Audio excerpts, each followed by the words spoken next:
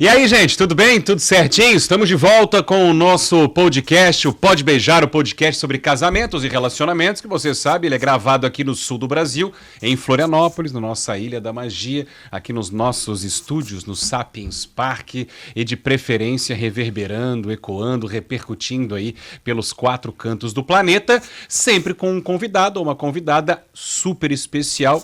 E hoje não é diferente, né? Não, de forma alguma. E fala super bem também, super tem fluente. muito para ensinar, a gente tem muito para ouvir hoje.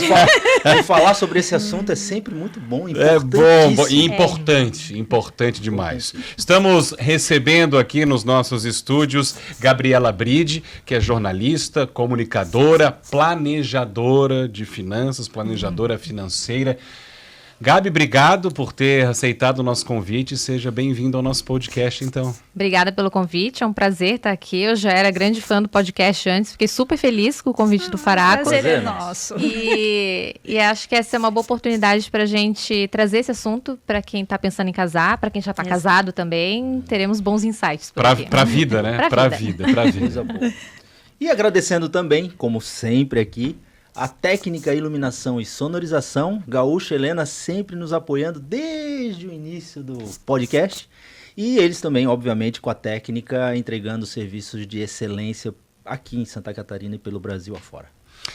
Gabi, para a gente começar então a nossa conversa, curiosidade de muitos, né? Como é que uma jornalista, uma comunicadora vira uma especialista em finanças, né? Uma planejadora financeira? Como é que eu saí da humanas para ir para exatas? Tu tá no nível ali elevado. Não, e já confesso que assim, eu não gostava de matemática quando estava na escola. Eu também me pergunto como é que eu vim parar nesse sentido. Mas eu trabalhei como jornalista na Globo News entre Rio e São Paulo. E eu fui para a Globo News de São Paulo, transferida para o núcleo de economia. E aí eu cobria mercado financeiro. Então eu pegava aquele último horário de fechamento de mercado, fechamento de bolsa, dentro de corretora, como é que tinha sido o mercado aquele dia, apurava, voltava para a redação, ia para o estúdio para passar as análises, o que tinha impactado o mercado naquele dia, quais eram as expectativas e tal. E eu fui me apaixonando pelo mercado financeiro. Eu gostei muito daquilo. Mas eu sabia que eu não queria atuar dentro do mercado financeiro, como operadora ali, né, uma assessora de investimentos e tal, porque eu tinha esse lado muito humanizado do jornalismo e uma questão de propósito também, né, de, eu tenho esse conhecimento, de que forma eu consigo ajudar as outras pessoas com isso. Então, eu me especializei em planejamento financeiro, com um curso que é do Gustavo Cerbasi, que é uma das maiores autoridades de finanças pessoais aqui no Brasil. E aí, nesse processo, eu falei, vou começar a testar esse modelo com os amigos. Peguei uma amiga de cobaia e falei, deixa eu organizar a tua vida. Organizei, deu certo, ela curtiu. Peguei mais um, deu certo, acho que tem negócio aqui. E aí comecei a fazer paralelamente e me apaixonei, assim, porque a gente estava até falando antes da gravação, né? Lidar com finanças é gestão de emoções, é pessoas, é conversa, é olho no olho, é entender a vida daquela pessoa e não só mexer nos números.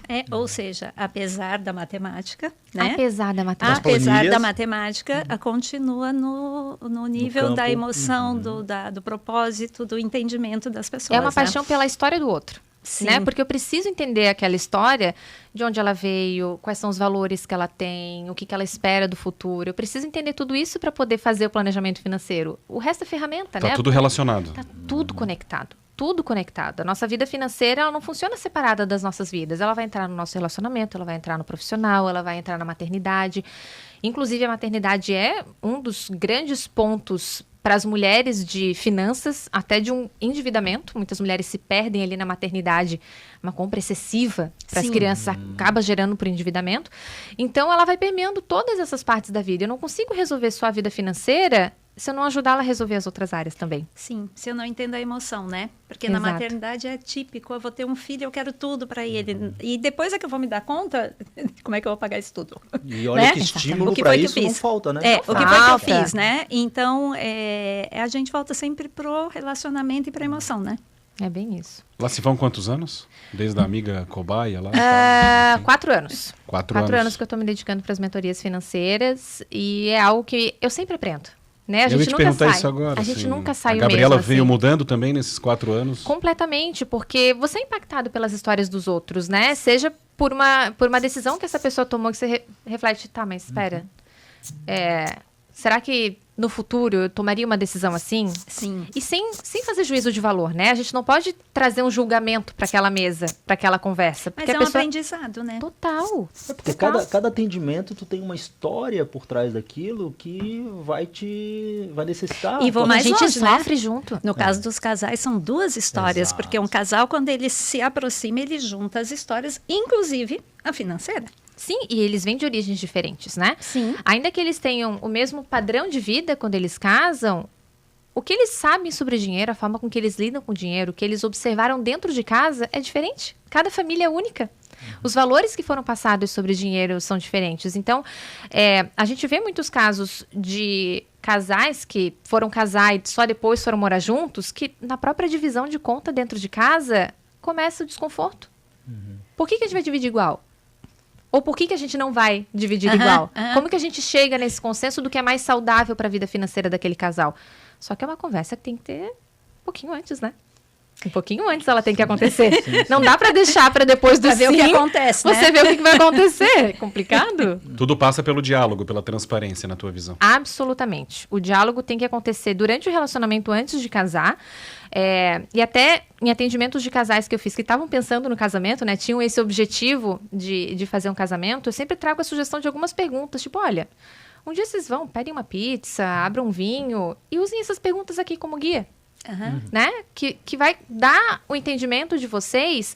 O que vocês pensam sobre crédito? No sentido de um financiamento imobiliário? Um endividamento? Como é que vocês veem isso? Que sentimentos isso desperta em vocês? Onde é que vocês querem chegar? Isso parece tão óbvio, mas se vocês não estiverem alinhados onde vocês querem chegar, como é que os dois vão trabalhar para aquele objetivo? Não vai funcionar. Então, é um guia para eles irem trazendo essa conversa de forma leve e abrir esse espaço para falar sobre dinheiro sem ser um trauma. Sem ser difícil. Essa conversa surge da forma errada durante o processo de planejamento do casamento. Se os casais tivessem tido conversas orientadas como a tua, antes de iniciar o processo de planejamento do casamento, muitas coisas teriam sido poupadas. Porque, às vezes, eles se veem obrigados a discutir isso no meio do processo. Exato. E na frente, às vezes na frente de vocês, né? Sim, mas isso também a gente já está... É o nosso trabalho. Então, a gente já entende isso. Mas, às vezes, na frente da família, às vezes, entre eles mesmos, eles não conseguem chegar num consenso apressadamente. Então, se tivesse havido essa conversa sobre finanças, sobre interesses, sobre o que eu quero, o que eu não quero, o que é importante para mim, o que não é, muito desses entraves no processo de planejamento do casamento teriam sido eliminados. Não teriam acontecido. Num olhar mais macro, então, vamos dividir as etapas aqui, né? O planejamento para o dia do casamento e o dia a dia depois, o pós-casamento, a família, como é que se chega nesse entendimento e se evita conflitos, por exemplo, por questões financeiras ou por pensamentos diferentes em relação a finanças. No planejamento do casamento, há dicas importantes para que os casais tenham, as dicas mais básicas para que não entrem em conflito também nesse momento, que é um momento tão bonito, tão especial, que teremos as divergências, não só na questão das finanças, mas que isso seja naturalmente leve, né? Resolvido, exato, porque é um momento gostoso, né? Primeiro de tudo é definir um orçamento, né? Quanto que a gente está disposto a gastar? Sim. Segundo ponto, estamos dispostos a gastar X. A gente tem como bancar? A prioridade número 1 de um casal deve ser uma reserva de emergência. Então, não faz sentido você se descapitalizar completamente para um único evento. Então, eu sempre sugiro, beleza, vocês têm um dinheiro guardado? Tá, separa uma parte para ficar como reserva de emergência de vocês e o restante vocês usem para o casamento.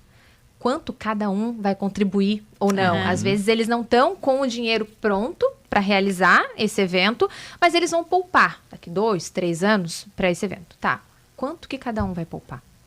Porque a gente vem de realidades também em que o casal não ganha a mesma coisa. Exato. Sim. Há uma disparidade salarial ali que, estatisticamente, geralmente pende para a mulher como a que ganha menos. Mas, geralmente, é a mais emocionada pelo Big Day, né? Exato. Então, como que vai ser essa poupança? De que forma cada um vai contribuir? É o primeiro ponto, acho que dá para falar sobre isso, sabe? Beleza, então, eu ganho X, tu ganha Y, cada um vai poupar 20% do que ganha. Justo? É proporção para cada um. Porcentagem sempre é Porcentagem acaba sendo mais justo, né? E aí a gente tem esse objetivo, a gente vai poupar isso, então tá bom. Daqui 3 anos a gente consegue realizar nosso objetivo. Show de bola, beleza. Tem uma ferramenta que tem aparecido bastante, eu tenho um casal, inclusive, que fez isso. Existe agora consórcio de serviço. Consórcio de serviço. Como é que funciona? O consórcio, a gente já conhece esse produto, que é para você, geralmente para comprar um imóvel ou carro. Agora você tem um consórcio de serviço, que você fica pagando as suas parcelas lá, num período X, e depois que você é contemplado, você pode usar essa carta para serviços. Então, qualquer coisa que emita uma nota fiscal, você consegue usar o teu consórcio para realizar. E tem gente fazendo isso para casamento. Então, investe num consórcio, vai lá, fica pagando, quando é contemplado, realiza. Não vai conseguir nada que seja produto, docinho, flores, enfim, mas o que for de serviço, consegue usar. E para alguns, o poupar é muito difícil pela priorização do dia a dia, né? Tipo, não, mas eu queria tanto alguma coisa agora, mas tá bom. Mas tu tem aquele compromisso. Se tu tem um compromisso, o brasileiro gosta de um boleto para pagar, né? O compromisso do pagamento cultural, do boleto é cultural. Mas... Gostar já não, né? Talvez gostar não seja, mas talvez se comprometa mais. Sim, funciona. Então, acaba sendo uma ferramenta. Mas eu sempre sugiro que a estratégia melhor é você ir poupando pro teu objetivo, cada um contribuindo, muito alinhado com o que a gente quer, né? Muito importante. O que a gente quer?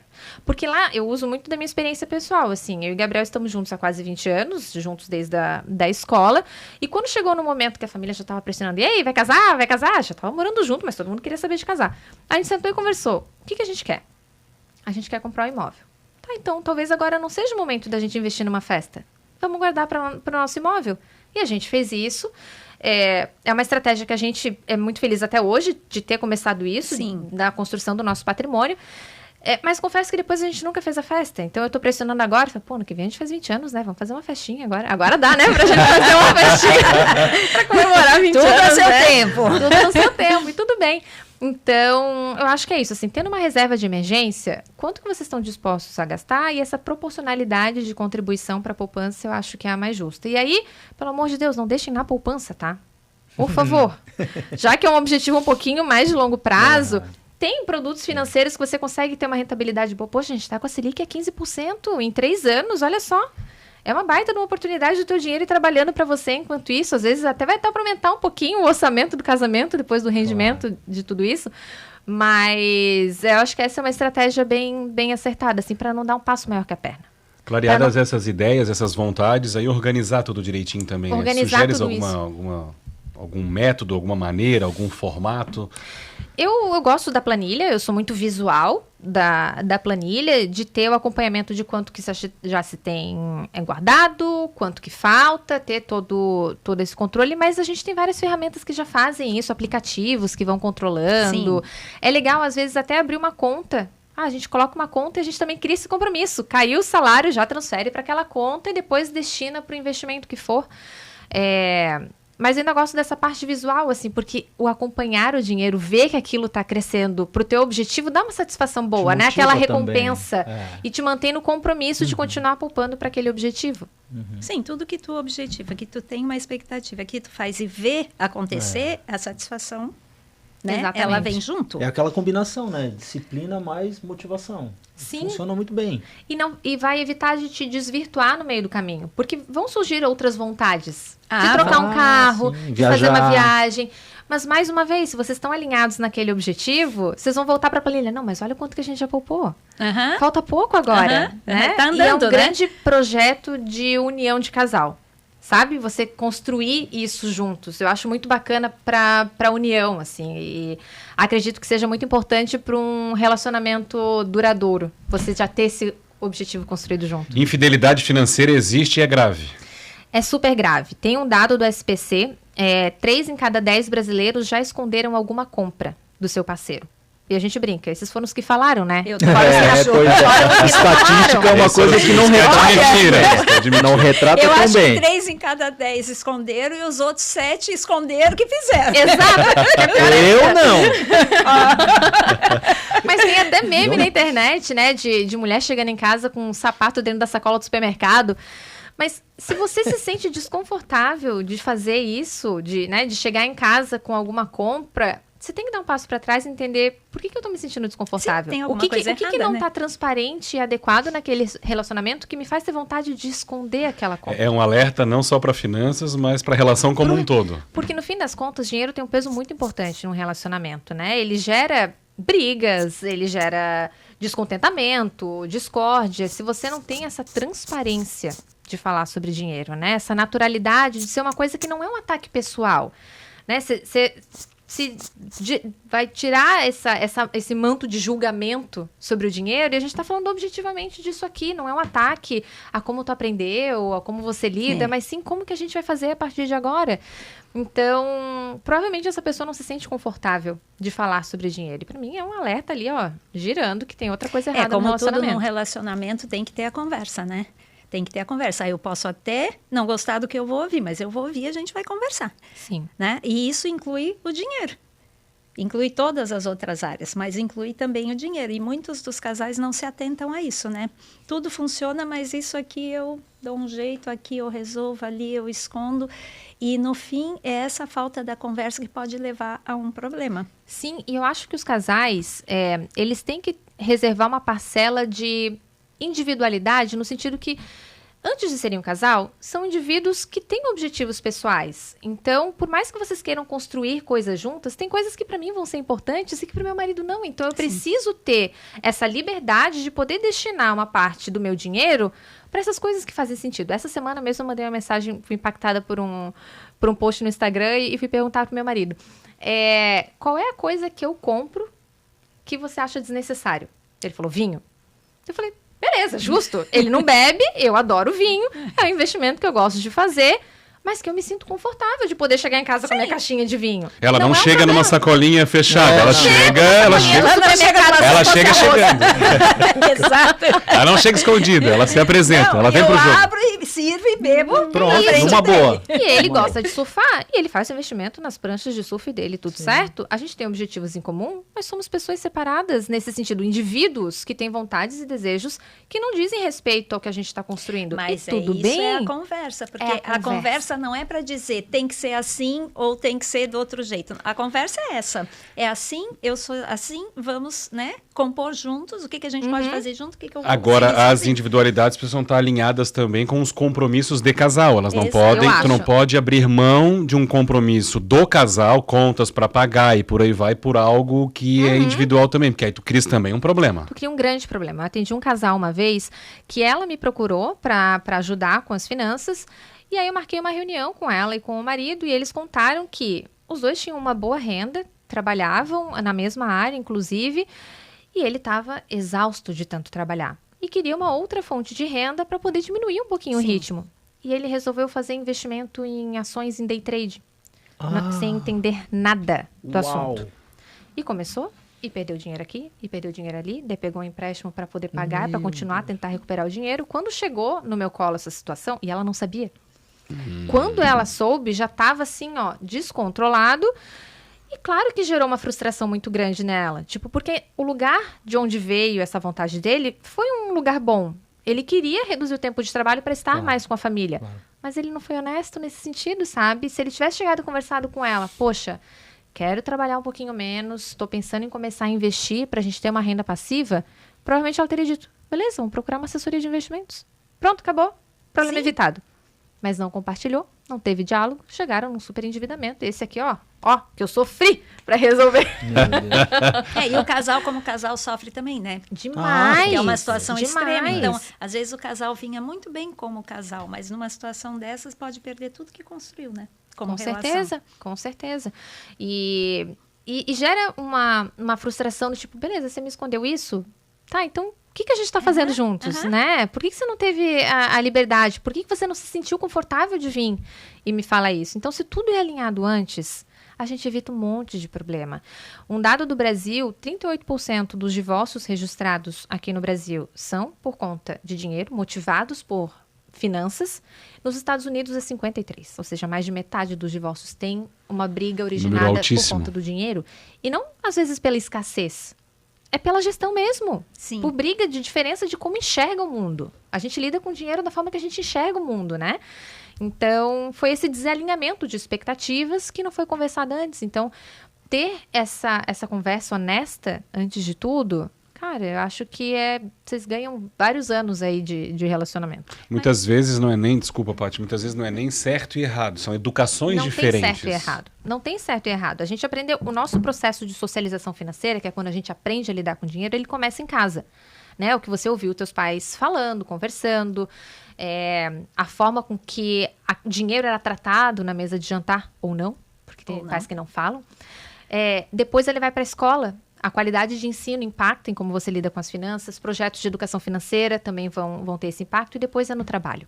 Quando você se insere no mercado de trabalho e começa a ter contato com pessoas que também estão ganhando dinheiro, a forma com que elas lidam pode te impactar também.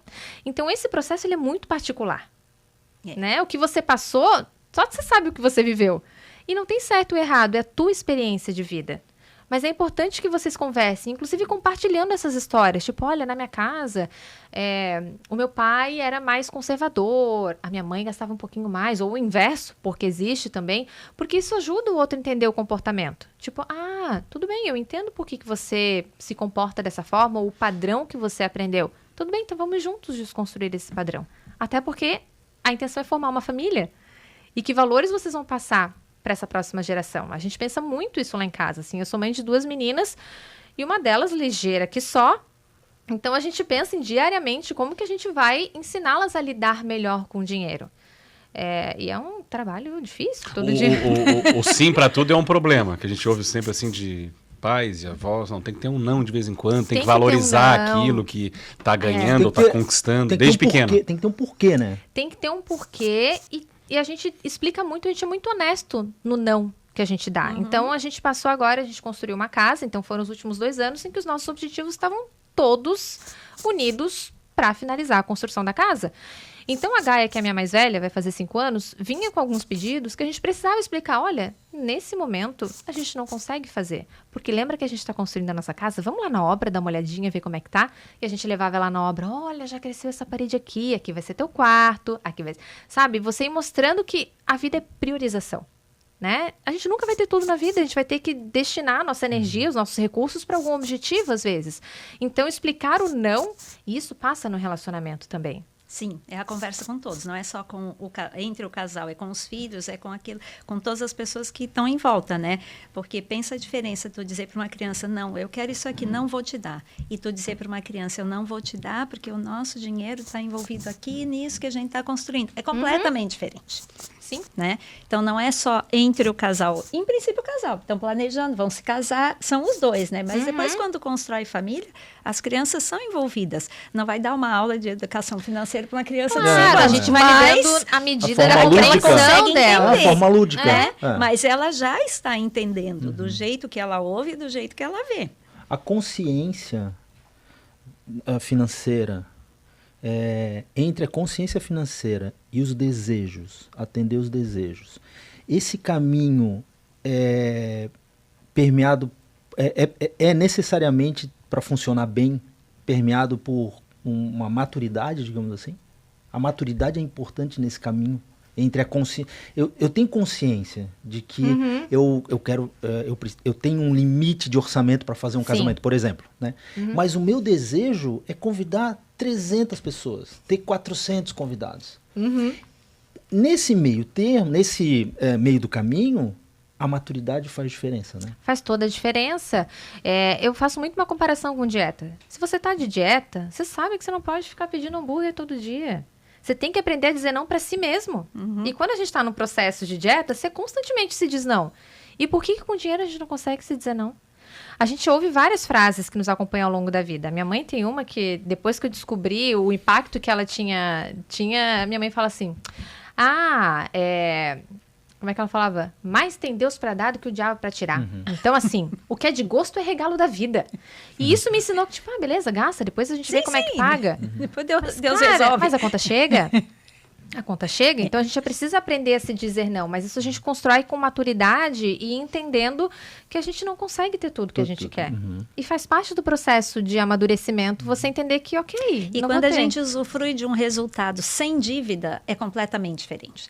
Tu mencionou algumas coisas que eu digo muito para os meus noivos no início. A gente tem 2 coisas que tem que levar em conta. A primeira coisa, eu digo, depois a gente sonha. Primeiro, quanto vocês querem ou podem gastar. Segundo, chegar no dia do casamento sem dívida. Faz toda a diferença. Imagina começar uma vida financeira com dívida. Não, casar, aquele dia lindo, especial. Ai, meus amigos estão bebendo muito, ainda não paguei o bar. Sabe? Não faz sentido. Muda o dia, muda o sentido. E Muda o casamento a é muito especial. Muda completamente a experiência. E eu digo sempre para eles, aí escuto de volta muitas vezes. Ai, Patrícia, a gente nem começou ainda, já está falando em dinheiro. Estou falando em dinheiro. Depois que isso aqui tiver estabelecido, claro que pode alterar um pouco para mais, um pouco para menos, porque as coisas Mas o impacto têm não vida vai própria, ser, né? o impacto não é Mas grande. a partir daí vocês constroem um casamento que vai ser feliz. E até dentro do Na evento prática. casamento, você vai ter que priorizar. Tem noiva que não abre mão de um baita de um vestido, então ela vai Sim. destinar uma verba maior pro vestido. Exato. Tudo é O prioridade. outro não abre mão de um bom fotógrafo. Defina quais são as prioridades de vocês. É ter um registro legal? É ter mais convidados presentes? Sim. É ter uma bebida diferenciada? É ter uma apresentação musical? Qual que é a prioridade para Exato. vocês? Então, eu define o quero orçamento. tudo. Olha, É. é muito raro Porque um o casal céu que é o pode limite, ter né? tudo. Mas É. existe. Não, em casamento, o céu é o limite. Sim, e existem os casais que ultrapassam o limite do céu, mas eles são raríssimos. Poucas pessoas estão nessa condição. Sim, que não tem teto de orçamento. Que não tem teto de orçamento. Então, o segredo é esse. O que é importante para vocês nesse processo? O que é mais importante? Eu quero um vestido que custa uma fortuna. Ótimo. Vai ter o teu vestido que custa uma fortuna e a gente vai procurar uma decoração com outro valor, a gente vai procurar um fotógrafo que consiga te atender com um valor razoável. E aí começa a tirar de um lado para botar no outro.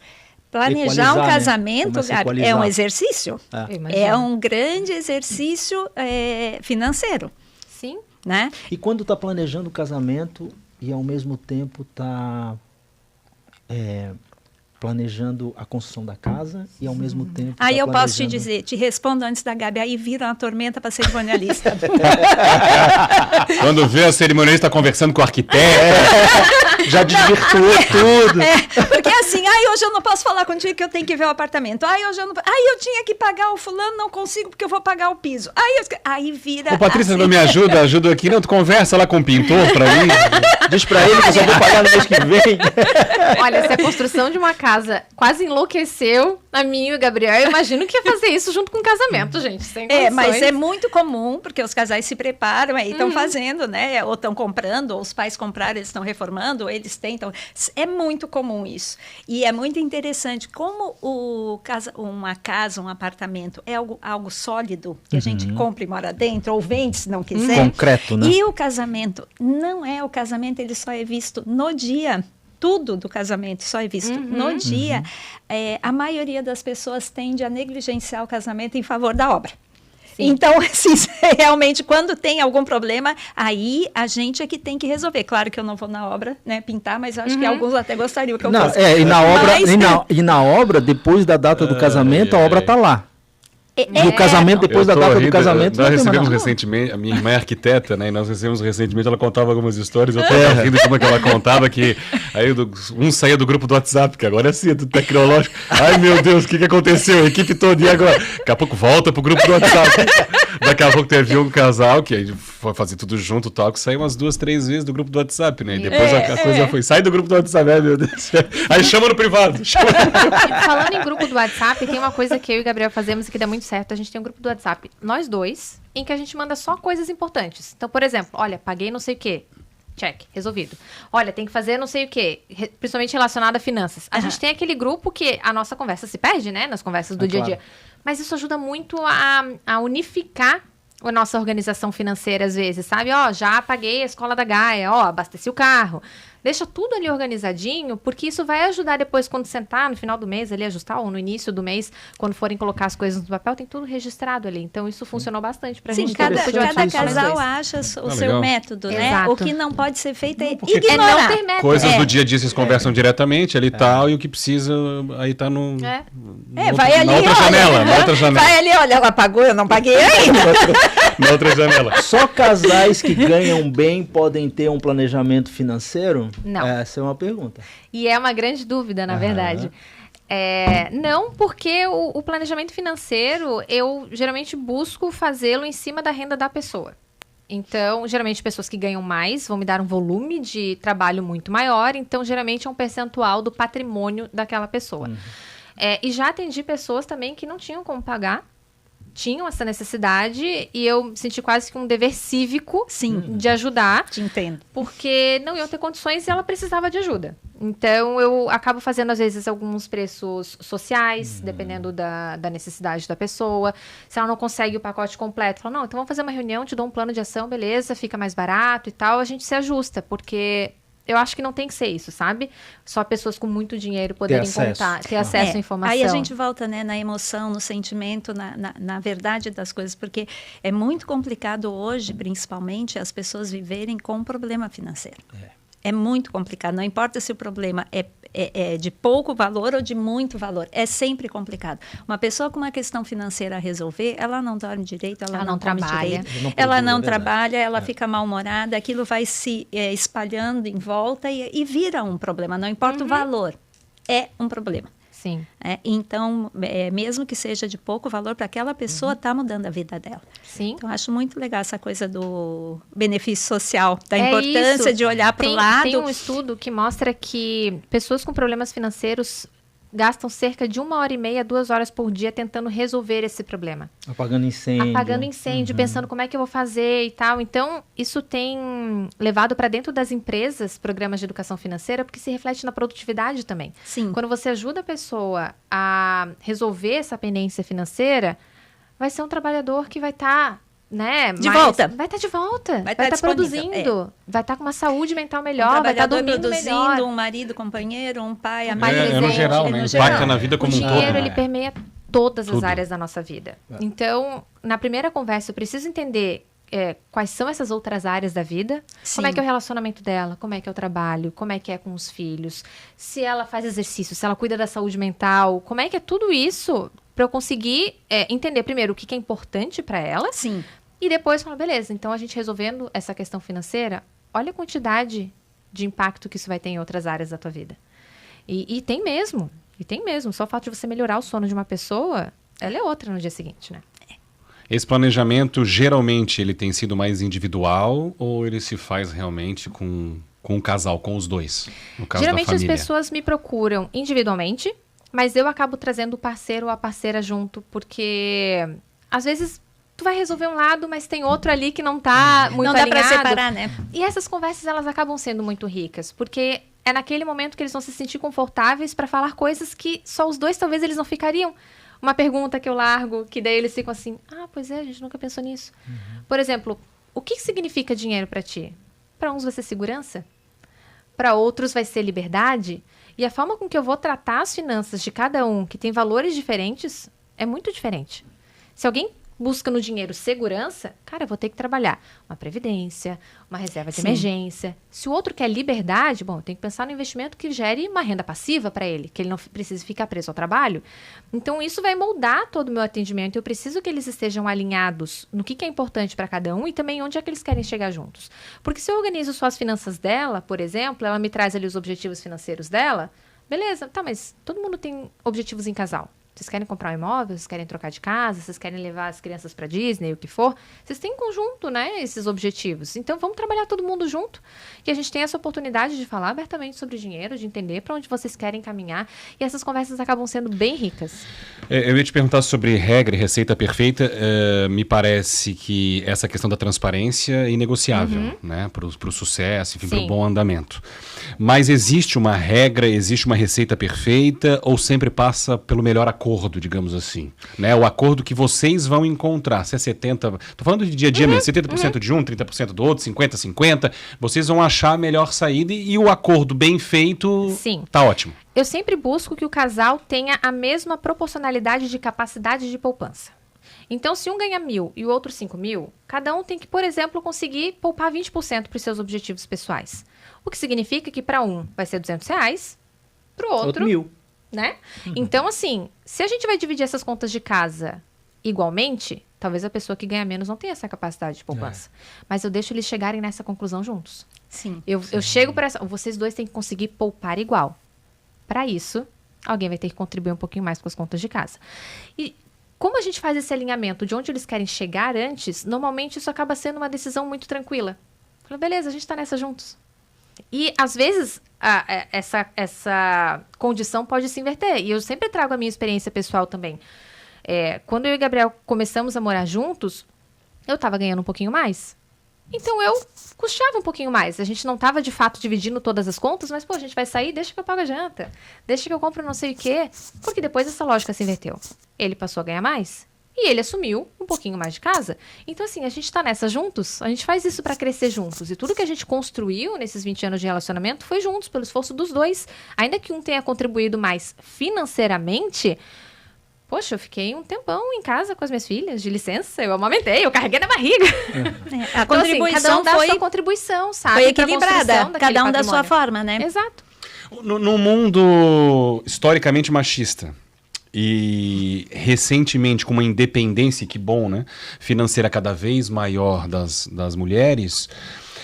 É um problema também mais recente, homens frustrados, digamos assim, porque ganham menos, porque contribuem menos. Se sentem inferiorizados, assim, ou... Nunca cheguei a ser impactada por uma fala dessas, mas a gente sente um desconforto quando é ela que ganha um pouquinho mais. Eles não falam abertamente, mas sempre vem num sentido do tipo... eu preciso fazer uma renda extra para poder Pelo equivaler, menos tentar igualar. E geralmente ligado a essa frustração dele, digamos assim, por esse histórico que eu acabei de trazer. A mulher tá não tem problema nenhum, tá tranquila, tá tudo certo. A gente naturalizou isso, né? A gente já entrou no mercado de trabalho em que, sabidamente, há uma disparidade salarial. Sim. A gente não está confortável com isso, mas a gente sabe que ela existe. Então, talvez isso seja um pouquinho mais... aceitável, a gente já meio que aprendeu a lidar com isso. Mas esse desconforto acaba vindo mais deles mesmo. Mas é um processo, né? Há muito tempo atrás era o homem, ou nem tanto tempo assim, né? Era o homem quem provia, né? Palavrinha horrorosa. Era ele quem tinha toda a responsabilidade das despesas da casa. Aí depois a mulher começou a fazer, e só começou a fazer por causa da guerra, porque aí os homens foram para a guerra, ela teve que trabalhar, porque senão ela não podia. Aí começou, e as coisas vieram num processo. Hoje a gente já enxerga que essa reação ela está diminuindo, ela não desapareceu ainda. Sim. Mas agora, sim, há muito pouco tempo atrás, o homem não admitia que a mulher ganhasse tanto ou mais do que ele. Hoje, ele se sente meio envergonhado de não admitir. Então, o homem já está entendendo que é uma relação que deve ser igual em todos os aspectos, né? Então, esse sentimento a gente vê, a gente... convive com as pessoas, que ele existe, mas ele já não existe com aquela arrogância de eu tenho que ser, eu sou melhor, eu tenho que dar um jeito. Né? A gente está percebendo isso. E com essa questão da educação financeira, mais ainda, né? Total. Tem ajudado bastante as pessoas a entenderem que não é o dinheiro que faz da pessoa melhor do que a outra. E nem significa o sucesso do casamento, né? Exato. Que depende de muito mais coisas. São vários fatores. Uma coisa que funcionou muito lá em casa e que eu tento replicar nos atendimentos que eu faço enquanto casais, a gente tem uma visão muito pragmática da nossa vida financeira enquanto casal, quase como uma empresa. Então, a gente trata assim, empresas inteligentes estão reiteradamente pensando em receita. Como que a gente consegue melhorar a nossa receita, pensar numa nova fonte de receita, qual é o nosso planejamento para ter uma receita maior. Empresas inteligentes também revisam as despesas. Será que tem algum gasto que a gente está fazendo que não está sendo muito inteligente? Às vezes a troca de um fornecedor de internet, por exemplo, você está pagando R$250, tu consegue o mesmo serviço por 150. Parece uma economia que não significa nada, mas no longo prazo ela é bastante. Então, a gente faz essa revisão constantemente também. E pensar em investimentos. Então, uma empresa, uma loja, por exemplo, que quer abrir uma nova unidade, ela sabe que vai ser uma nova unidade que vai trazer mais receita, mas isso precisa ser feito com investimento. Então, você pensar nisso, quais são os nossos investimentos para o futuro, o que a gente vai investir agora para que a gente tenha maior retorno lá na frente, o que a gente vai tomar de decisão financeira. E depois de alinhado o nosso plano, beleza, então agora vamos realizar. Então, ter essa visão quase como um negócio da vida financeira, porque isso te permite sair do emocional, tratar de uma forma muito pragmática e muito racional do que a gente quer para nossa vida. E a gente tem hoje uma planilha, assim, visão de 5 anos. O que a gente quer? Bom, a gente tem a casa que terminou de construir, mas ainda tem coisa para pagar, a gente quer fazer isso aqui, a gente quer fazer não sei o quê. Então, vamos construindo. Mas sempre lembrando que essa planilha, ela só tem sentido se ela for conversada, né? Total. Não adianta só um fazer. Não adianta só um fazer e passar, ó, essa aqui é a planilha. Não, peraí. Vamos sentar juntos, vamos abrir um vinho, vamos conversar. Eu bebo vinho, tu me escuta? É isso, percebe que eu coloco vinho em tudo, né? Tudo é motivo pra mim pra abrir um vinho. Mas, e pra ele dar uma caída na Joaquina. Vai surfar, depois a gente conversa. Mas como não dá pra discutir isso dentro d'água, né? Então vamos discutir tomando vinho mesmo. Eu não conheço ele, mas ele deve ser muito gente boa. Mas é porque traz leveza. Claro. Tem que trazer leveza pra essas coisas. O relacionamento, o amor é maior do que tudo isso. O dinheiro é a ferramenta que vai proporcionar esses sonhos pra vocês, né? Claro. Gabi, chega um momento dos nossos episódios que a gente traz o nosso quadro aqui, Acredite Se Puder, em que a convidada, no caso hoje, nos conta uma história que tem te marcado de alguma maneira, que tem a ver com o assunto que a gente está conversando aqui, que pode ser com casais, família, enfim, pré-casamento, pós-casamento. Enfim, fica à vontade, tá? Algo que tu lembres, que tenha te marcado de alguma maneira e que a gente possa dar, de repente, uma boa risada. Olha, aqui. A minha filha tem vários, mas a mais recente, a gente estava construindo a casa. A história vem de dentro de casa, vem então. Vem de dentro de casa. E a avó do meu marido costuma dar um dinheirinho pra ele sempre que a gente vai lá. Ela vai lá e enfia dentro da mochila dele, enfia um dinheirinho, não sei o quê. E meu marido não... Gente, a gente não vai no banco depositar dinheiro. A gente usa Pix e tal. E ele tinha uma gaveta lá da sala que ele ia jogando aquele dinheiro lá dentro durante muito, muito tempo. Aí a avó dele falou, vou dar um dinheirinho pra vocês comprarem cortina pra casa. E deu uma quantia um pouquinho maior em dinheiro.